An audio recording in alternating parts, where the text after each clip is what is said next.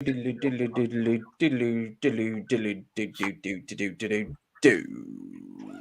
in. We're live. Kyle's dancing. Already, I'm on the move. I've been like When are we bringing the music back? Carry it on. We played a little bit of intro music last week, actually, just to see what we've got that we could work with. Where is the intro music? I like Feeding the Ducks, personally. Do you? Nice. I don't know how that relates to Feeding the Ducks, but, there we go. Right. That's StreamYard for you. So we're live. If you're joining us and you've got no idea what's going on, neither do we. We're just here for some live property chat like we are every Thursday at 6 o'clock. I got Ryan, one half of Lauren and Ryan. How are you? Yeah, all good, thanks. In the wonderful world of Tilehurst. So, yeah, we're all rocking and rolling. Lauren's fully up to speed as well now, so she's like 100% in, which is cool. So, yeah, we're all good. Good. Yeah, looks like things are going well there. Carl got his new setup. I've seen a lot of you on social media over the last week, Carl. How are you doing? Have you caught your breath yet? It's been no, not yet. Haven't quite planned out when I'm going to do that yet. But and I'm getting messages from people saying I'm all over their socials, which is good because that's exactly what we want. But no, the market's really interesting at the moment. But I know we'll come on to that in a bit. Yeah, nice. And then Mike. Hi. We haven't done a live together in a while, actually, have we? No, Mike? it's good. It's relaxing not being the host. I'll just sit back and let you drive, mate. You crack on. Well, I do have a little bit of a cold, which is why I sound like a duck. So, as much chatter from you three as possible would be epic. And over your left shoulder, as always, we've got the office gorilla as well, Gary, as he's known. There he is, just holding on to one of the Allens. So if you are joining us and you've got a question for us, you're welcome to put them in the comments. We'll answer it live. Obviously, there was a spring budget yesterday. Good old Jezza came in with some action and some traction. So we'll have a little review on that. We've got Uncle Dave's midweek mortgage update. That's a tongue twister if I've ever said one, which Ryan's going to give us a little summary on as well. Obviously, we're going to check in with Kyle on all things launch. Get a little bit of summary from you, Mike, on the lettings side of things as well, because you've been lettings crazy over the last 3 months, should we say? So, let's check in on that as well. And what's going on in West Reading and Tilehurst? Well, Ryan's going to give us the lowdown on that too. So, should we start there? Should we start with that, Ryan? Yeah, let's do that. Wonderful world of Tilehurst. The market is continuing to be fairly stable. There's plenty of activity. There's a number of properties coming on the market.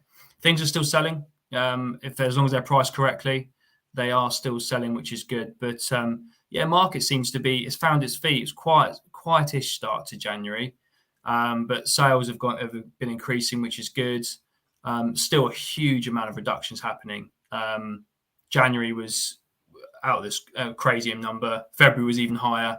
And first couple of weeks of March, again, it's probably, I would say, 50-50 are new listings or reductions at the moment. So just goes to show people still believing or thinking prices were where we were 8-9 months ago, and they're simply not. So the ones that are pricing sensibly, they're getting interest and selling pretty much instantly, which is good. I think you've been seeing that on some of the data you've been looking at, Mike. I know you've been quite optimistic about the last couple of weeks in terms of how overall, sort of across the group. I mean, we've got a good read on pretty much the most of the south of England these days. So, does your data back up that as well? Yeah, I mean, I'd go a lot further than saying the market's holding up and say someone's lit the blue touch paper and it's absolutely flying. As a business, if you look at the 1st to the 15th of the 1st to the 15th of February compared to the 1st to the 15th of March, we sold 75% more houses. Viewing levels are around about 70% up as well, month on month. So just 4 weeks later, the market is 70 to 75% busier than it was last month. And I've experienced that personally. I've listed one house this week. Went to Rightmove. It went to our socials. It went to our own website before it went to the portals. 10 viewings, number of offers, choice of cash buyers, not just a cash buyer, but a choice of cash buyers at the asking price. Could have easily gone over the asking price, but motivation was to get the sale wrapped up to try and tie a chain. So unbelievable how it's turned in the last 4 weeks. Yeah, it's nice. It's nice to see.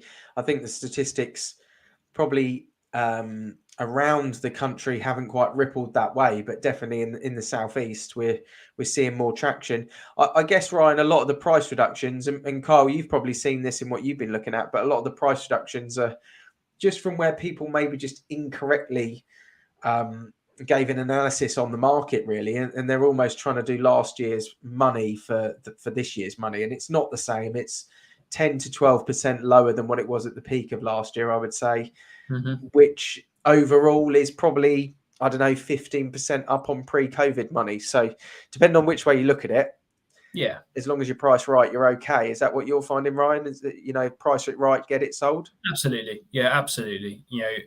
It's always been the same. No matter what market you're in, if you price it correctly, you're going to get interest. It's as simple as that. Yeah, I think it's a combination of people. A lot of the estate agents in the area that I'm seeing, certainly what the valuations I'm going out to, there's always 3, 4, 5.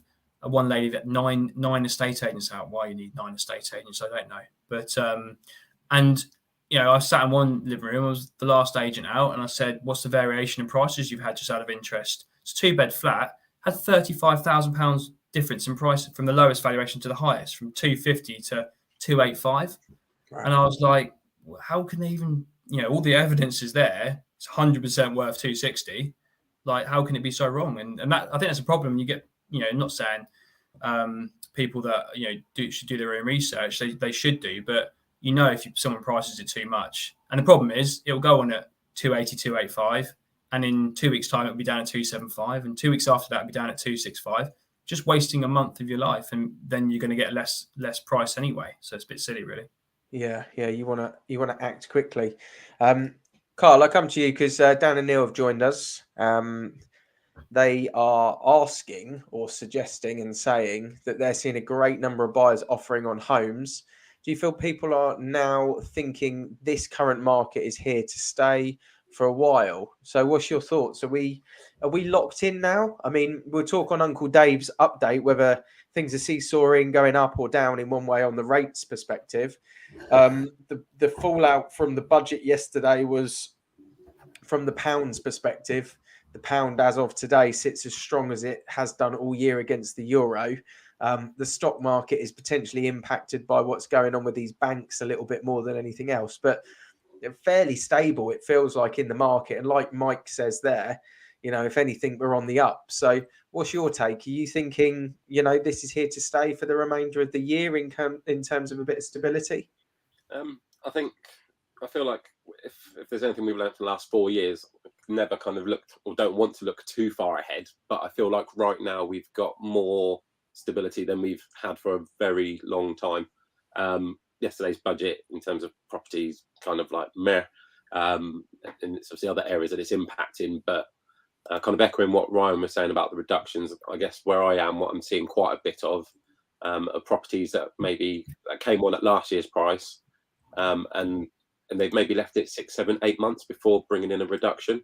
So now where they've actioned that kind of adjusted price, the price they're now coming on for is the price that maybe they should have been on for at the end of last year. So those ones still aren't shifting. That actually, where we're looking at 10% less, well, those houses now probably need 20, 30 because they came on for too much to start with.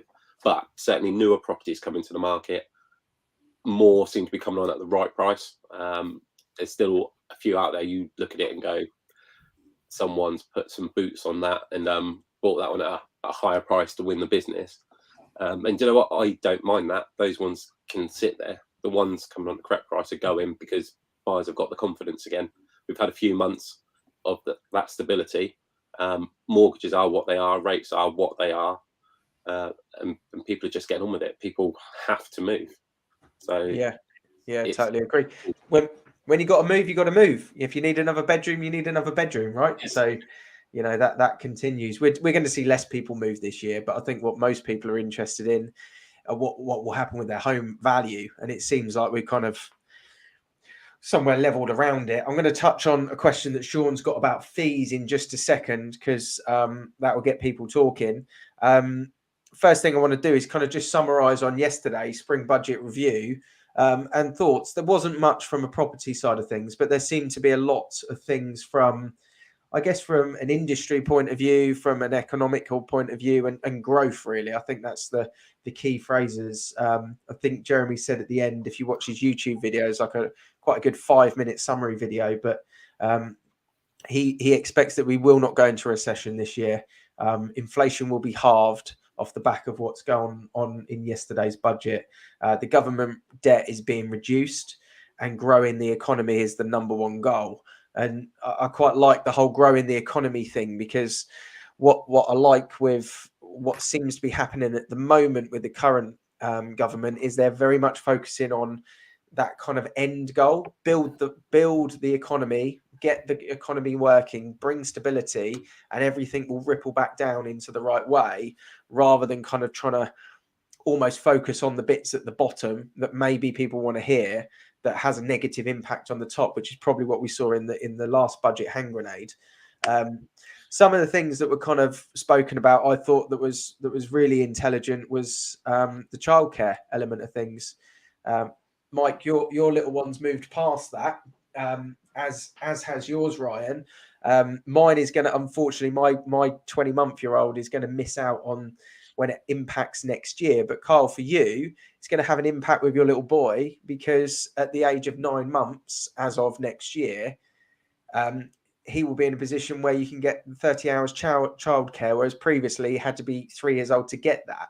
So that's going to have a whole year of his life that's going to benefit you with that 30 hours childcare. So there's going to be a lot of parents out there that mean they can go back to work, they can afford to get back into the economy. There is a huge shortage of labour, and I think that would be a good thing for the economy, which I'm sure it will have an impact in your household, right? Yeah, I mean, I've kind of obviously heard the snippets of it. So normally when that happens, you think, right, well, that's going to be the good news that they want us to know. So I was just kind of there waiting for whatever the bad news was, and then sort of going through the detail on the childcare side. And yeah, that kind of really surprised me that was even on the table.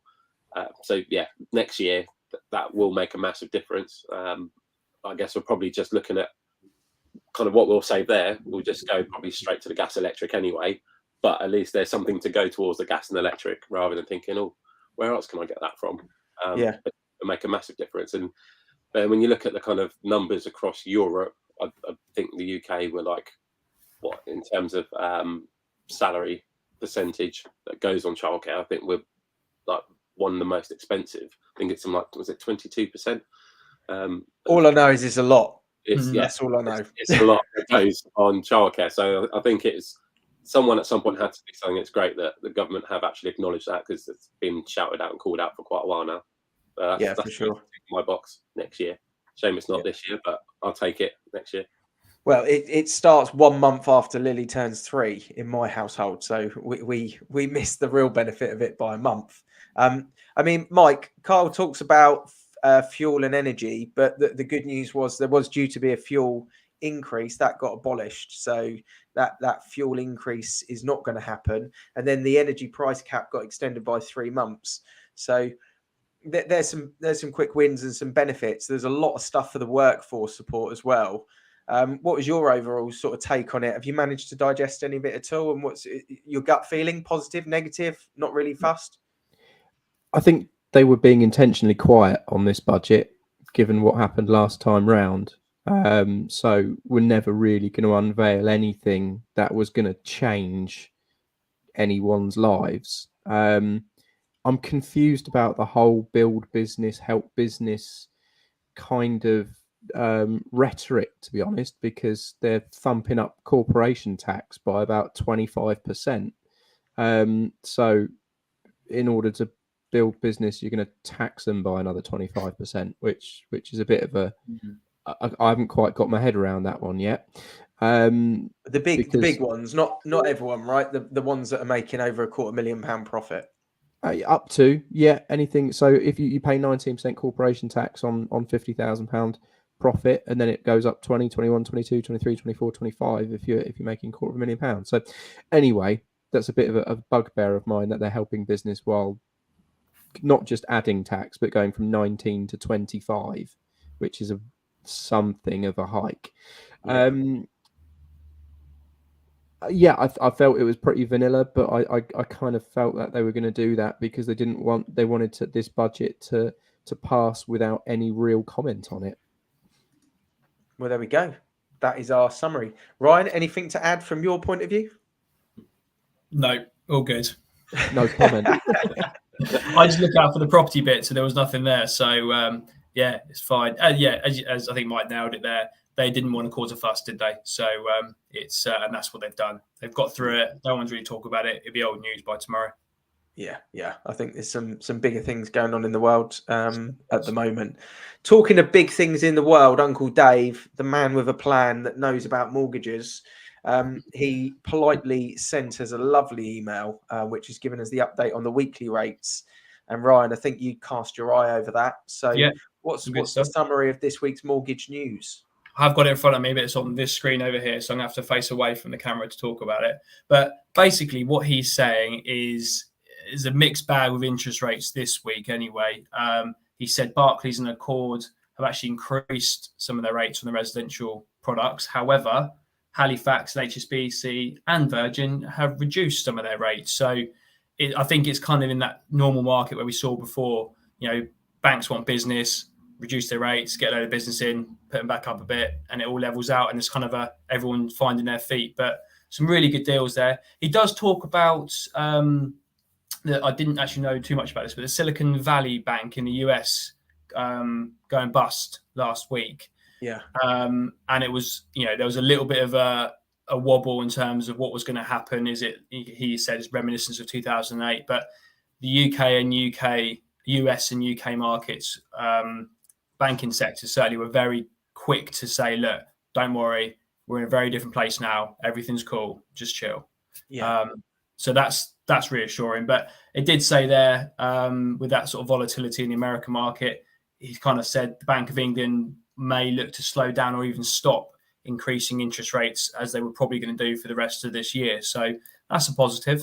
Yeah, for sure. Yeah, it's an interesting time. As obviously the US market affects the UK markets, which then in turn affects mortgage rates and affects the property market. So what's the best rate, Ryan? What's the best rate on the market? Cracking deals there at the moment. So at the moment on residential, 60% loan to value with Newbury Building Society, 3.79%.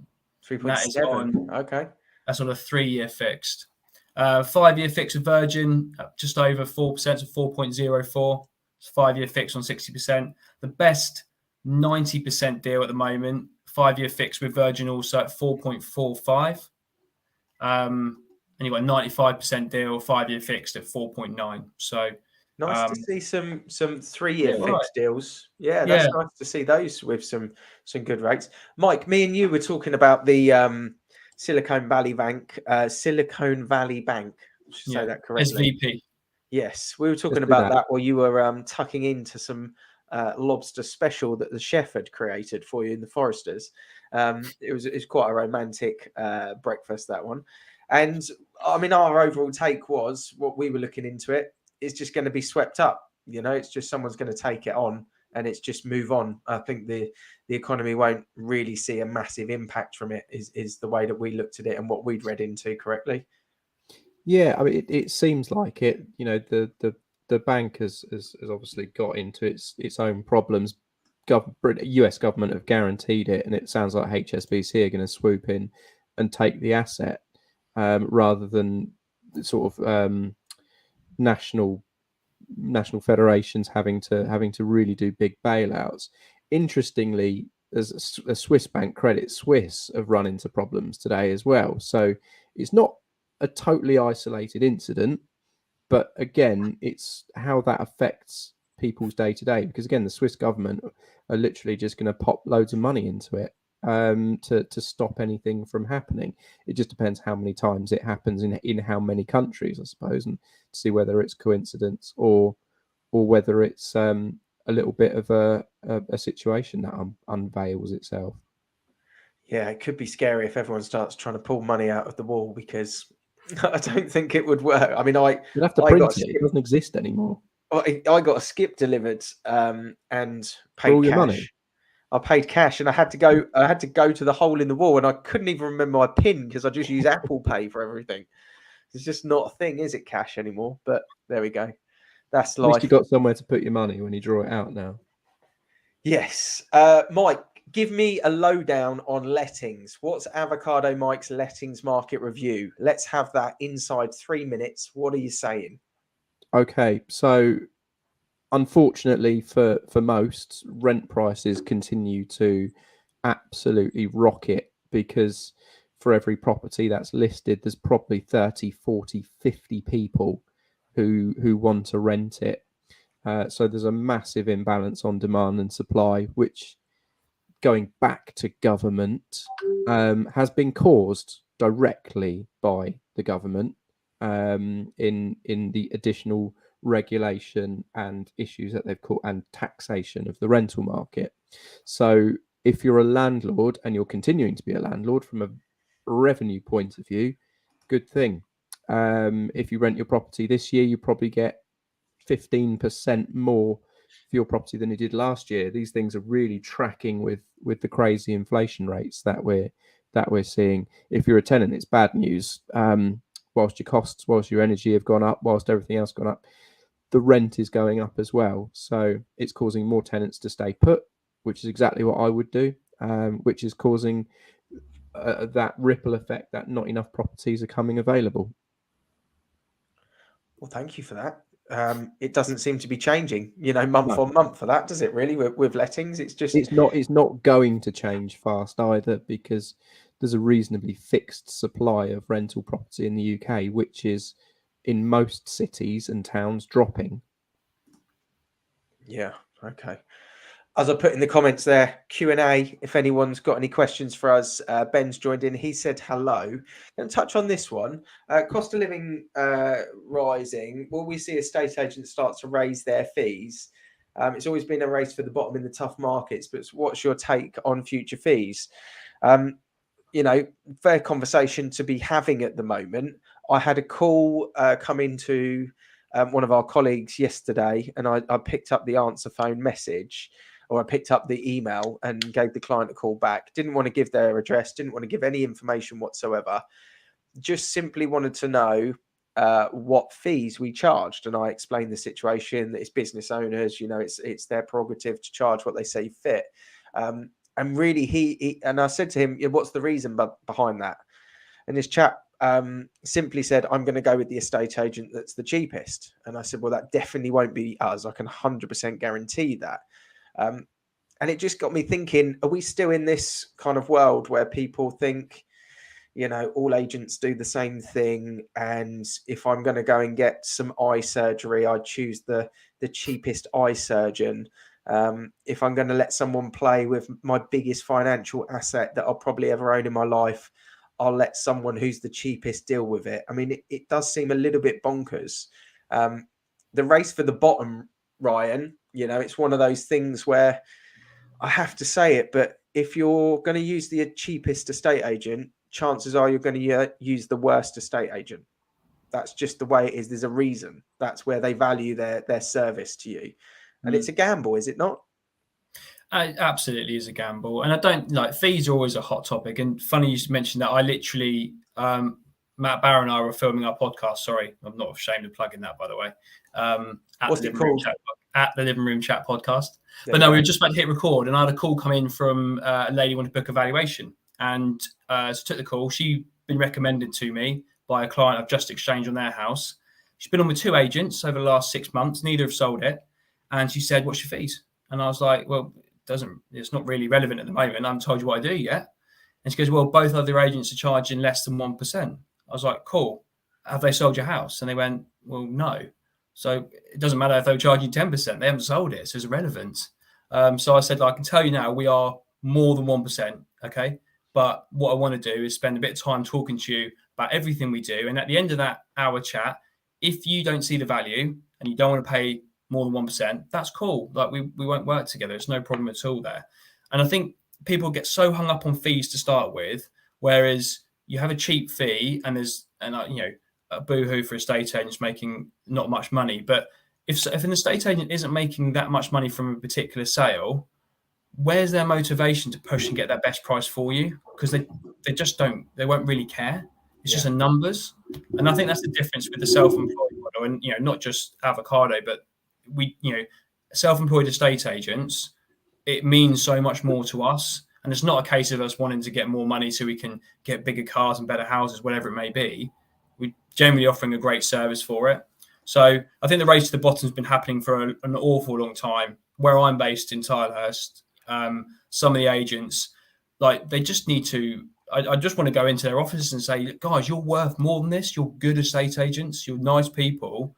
Why are you doing 0.5% on a sale? It's ridiculous. And I know the answer will be what everyone else is. Well, fine, up your level, up your standards. So yeah, it's a topic where I think my views changed massively over the last couple of years now. We always hung up on fees. If you lost an instruction due to fees, okay, cool, the other agent was cheaper. You're not going to win everyone, but ultimately you want the clients that are going to pay the right price and actually want to work with you for your service, not just because you're the cheapest agent out there. It's totally fair. Kyle, you're viewing it. Mike, I'll come straight to you. He's burning. Do you want to pass the baton over, Kyle, or do you want to take it? It's up to you. I'm just going to take it. I feel like I've been quiet for too long. I need to go for it. Get unleashed. But on the fee front, pretty much echoing a lot of what Ryan said. But what I'm also seeing as well is the houses that are still coming on at last year's price. A lot of those seem to be the people that were chasing the lower fees in the first place. So what will be with those ones. But they probably won't be coming on with me anytime soon. I think we charge as a country the lowest fees that we across the world. What is it? Australia? Is it 30%? In terms of percentages, we're way down. We're talking about we're well under the 3-4% markers, but other countries it's 30%. Some others it's 10%. And here we are quibbling talking about going down doing 1%. But like Ryan said, if the agent's there for not very much for that deal, well then, and they've got a draw full maybe where they're just focused on instructions to line them up, they're not going to pick your house out the drawer and be motivated to sell it. If there's one there that, that's 1.5, that one's 2%, you're going to go for the one with the highest fee, right?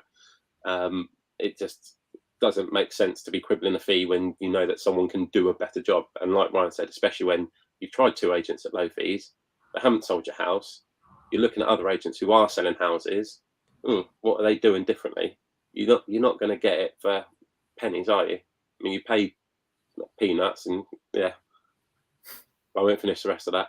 But but it's let's just all raise our game a bit. I mean, everything that we do here at Avocado, we take all the good parts of traditional estate agency and we bring it into the 21st century. There's a lot that goes with that. There's a lot of investment from us all as partners that goes into that. It doesn't make sense to offer your services a 0.5%. Well, rather statue as Tesco. Totally agree. Mike, set fire to that mic. I've got controversial opinion. So controversial opinion is most people who ask estate agents what their fees are as their first question are asking that because they don't know what the right question is, because people only ever sell a property every 8 to 12 years on average. So it's all you know is, well, how much is my house worth? How much will you charge to sell it? I think it's time we start promoting what the best questions a seller can ask. The first 4 questions also that you should ask an estate agent on the appointment or when you pick up the phone. So 90% of the people who ask, what is your fee? They're not asking you what's your fee. They're saying, I don't know what I'm doing and I need some help. 10% of people will always be 10% of people. And if you want to win the race to the bottom, it's been won. Strike sell houses for free. If you want cheap, strike free. Do it. Fine. Cool. They've won that. No one else can win it now. Let's move on to the other 90% of people who need guidance, want guidance, and all they know is an estate agent is going to sell their house and they're going to get charged a fee for it. So they say, how much does it cost? Because I don't know anything else about what happens apart from it goes on Rightmove and someone books some viewings. So there's some really good questions you can ask an agent about how they price a house, how they conduct viewings, who conducts viewings, how they market a house, what the experience of that agent is, and how they can help you either achieve the best price, the best speed, the most efficient service, and the most certainty, depending on what your motivation is for selling that property. So you can align yourself with the person who is best to do that job, whether that be me, whether that be Avocado, whether that be someone else. That's cool. Just make sure you find the estate agent that aligns themselves with you.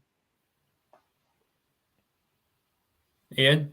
My question that I would ask, instead of asking fees, if you're a seller and you're listening, is after you've done the photos, you've put it on Rightmove and Zoopla, and you've emailed your database, if the property's not selling, what's your plan B? And if you ask that question to any estate agent, you will find out if you're going to use them or not based on their answer. Because that's the bit that everyone does. And if that bit doesn't work, what are they going to do afterwards? And that's where you're going to get your answers with who's good at what they're doing and who's going to go, I don't know. Because all they're going to do is just smash your house price down while you're tied into a contract with them. And that's not my question is, if you're telling me my house is worth 500 and the other estate agent just told me it's worth 460, how many viewings can you get through my front door in the first week? And if you don't do that, will you rip up your contract? Fair enough. Are you telling the truth? Because if you can sell it for more, I'm listening. If you can't sell it for more, you're out. You're gone. Don't sign someone up to a 20-week contract if you can't back up your sales patter. There we go. I mean, this live call, Sean, thanks for the question, because you took it in the direction we didn't expect to go. But I think it's right that we're talking about it, and I think we'll do more content and more videos on it to help people out there make the right decision, because a lot of properties don't sell with the first agent. A lot of properties come off market. A lot of people get tied into long contracts, and I think it's important to discuss it so that people can make the right decision for themselves first. Ryan, any little secret squirrels? Have you got anything coming, bubbling that you can tell us about that maybe isn't online yet? So I've got 2 or 3 potentials coming on in my local area, in Tilehurst and West Reading. However, Lauren and I are going on tour tomorrow to the wonderful world of Bracknell. We've got a cracking, amazing 3-bed mid-terrace with no chain, coming on at a really good price. New kitchen, new bathroom. So photos and videos will be done on that tomorrow. Keep your eyes peeled for Beat the Portals. Just follow Lauren and Ryan on Facebook and Instagram. Very nice, very nice. Parking, no parking, that one. Communal parking, private parking. You want it, Bracknell, don't you? Sorry, part where you want, you do, yeah, that is true. No, it hasn't got a driveway yet, but most neighbours have dropped the curb. So I'm sure if you speak to the council, bung them a couple of grand, you can get the curb drop. But the price is coming on for, you can do that easily. It's a good value. It's a money maker. If it hasn't got the curb drop, that's a money maker. I always say that, 10 to 15 grand of space in Bracknell. So if it hasn't got it on it, you can get 1,500 quid from the curb drop, and then you are winning at life. Mike, you've done your one deal for the month, haven't you? Yeah, I'm in and out. Yeah, absolutely. 24 hours done and dusted, kippers and custard. Not a problem. Did you just say pigs in custard? Kippers and custard. I'm not sure where that came from. I think it's a Gavin and Stacey reference. Just while we're on it, the topic of the show, our exchange rate affecting property prices. Just 30 seconds on exchange rates. 500,000 people are expected to emigrate here from Hong Kong last year or this year. 500,000 people, or 500,000 people had the ability to do it under the BNO visas. Exchange rates have changed so violently in the last 12 months that they are now, if they move their dollar over to pounds in March last year to March this year, they're 11 to 12% richer. So people moving from other economies such as Hong Kong and South Africa to an extent when the pound drops, it forces property prices up because people move here and people bring their asset over and buy houses. And that is one reason why house prices are being pushed up at the moment. Hong Kong buyers love avocado. They love avocado. They do. We've done a lot of deals to Hong Kong buyers, awesome deposits, ready to rock and roll, no chain. Hong Kong. I even had someone inquire in Birmingham actually and said, I know you guys deal with Hong Kong buyers. I've seen your YouTube video. Could you sell my home to a Hong Kong buyer? And we couldn't in Birmingham, but I passed it to someone who could and then did. So there we go. That's how we roll. Kyle, anything from you that's bubbling that you can tell us about at the moment? Yeah, well, I might actually see Ryan up in Bracknell very shortly. So sounds very similar. 3-bedroom, mid-terrace. There will be an open day event. So I think that's about as much as I can say at this stage, but we should be seeing it within the next 4 to 6 weeks on that one. Awesome. Probably less, probably closer to the 4 week. Do you know what am I saying? No, about 3.5 weeks we'll be seeing that one. So, without chatting to the seller, you've just moved their for sale Yeah. date forward And by I half. want one of your watches with a date facility that tells the future as well. That was pretty cool. a little pinged up reminder. But if you're watching, hopefully you painted the bathroom, and we can do the 3.5 weeks. If not, give me a call. If not, Kyle will turn up with a paintbrush. Get your paintbrush out, Carl. You can go do it. That's it. Yeah. Worst case, I'll pop over. I'll pop over and paint. Well, we're coming back next week, Thursday, 6 o'clock. We will always be live, having a conversation about property, any current affairs, new listings that are coming available as well. So there's quite a lot that we didn't cover today that I wanted to cover, but the conversation goes where the conversation goes. It's always great to see Ryan, Mike, and yourself, Kyle. We've done a lot of lives this week. So thank you for everyone watching. If you're watching this and we're no longer live, then just pop your questions and comments in the comments because we'll still answer them even if we're not live. But thanks for joining us. Thanks for the people that have liked the video. Nice 7 people that have gone, yes, we love what you're saying. And thanks for the people that were watching throughout.